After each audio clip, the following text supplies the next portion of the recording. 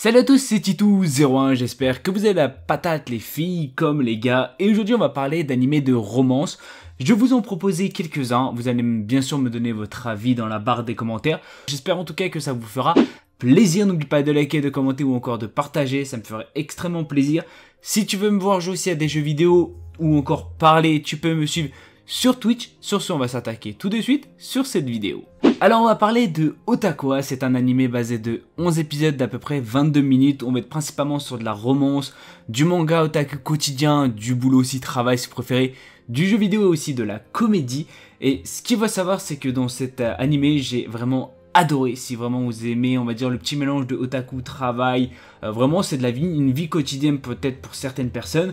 Dans tous les cas on va suivre le quotidien de Narumi qui est tout simplement une employée de bureau qui va cacher son petit côté otaku. On va pas se mentir que c'est quelque chose qu'elle ne voudrait pas montrer dans la boîte. Dans tous les cas elle va rencontrer son ami d'enfance qui est Hirotaka qui est vraiment un putain d'art gamer et ça tu le vois littéralement. Dans tous les cas on va suivre leur histoire à tous les deux et aussi à quelques autres employés. Dans tous les cas si vous aimez tout ça, tout ce qui est à base on va dire de gaming, de aussi pourquoi pas de otaku ou encore tout autre dans la vie quotidienne, je pense que cet animé vous fera énormément plaisir. Et vous inquiétez pas, la romance est au rendez-vous et c'est vraiment extrêmement beau à regarder. Alors on va parler d'un animé qui est extrêmement connu je pense, mais peut-être certaines personnes ne le connaissent pas. C'est bien sûr Your Lie in April. Alors ce qu'il faut savoir c'est que je sais que mon accent était dégueulasse, mais vous avez un peu compris. Vous pouvez bien sûr le re-regarder si ça vous chante. Dans tous les cas, on va être basé sur 22 épisodes d'à peu près 23 minutes. C'est un animé basé sur de la romance, sur de l'école, de la musique, du quotidien et bien sûr pas mal d'amitié.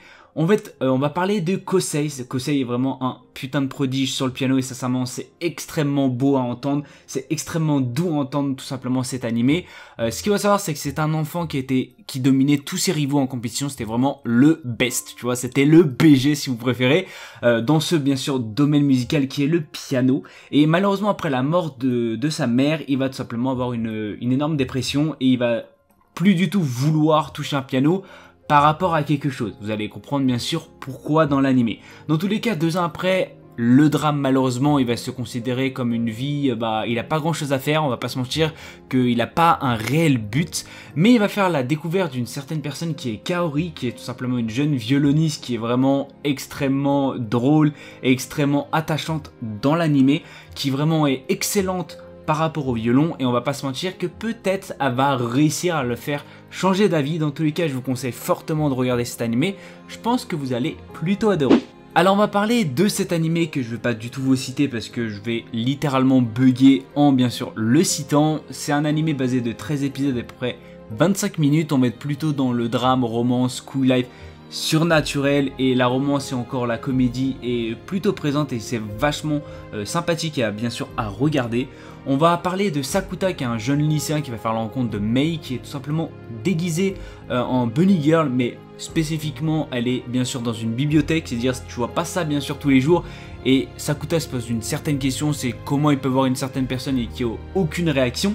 Dans tous les cas, c'est que c'est une raison totalement normale, c'est que personne la voit et lui arrive tout simplement à la voir, ce qui n'est pas du tout normal bien sûr.